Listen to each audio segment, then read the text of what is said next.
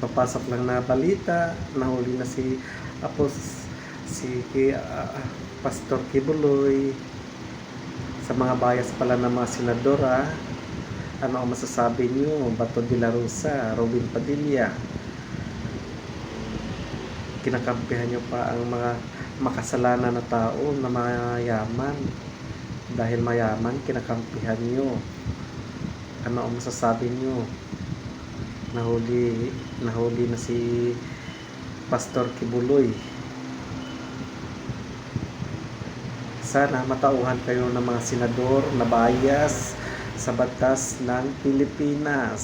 Hindi yung pinapatupad ang tamang batas sa Senado. Lalo ka na, Robin Padilla. Tira lang ang habol mo sa Senado.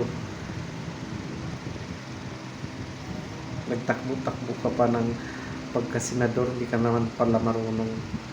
Mas kinakampihan mo pa ang mga makasalanan na tao na mayaman kaysa sa mga mahihirap na tao na dapat mo matulungan. Yan lang ang masasabi ko. Salamat at saludo kay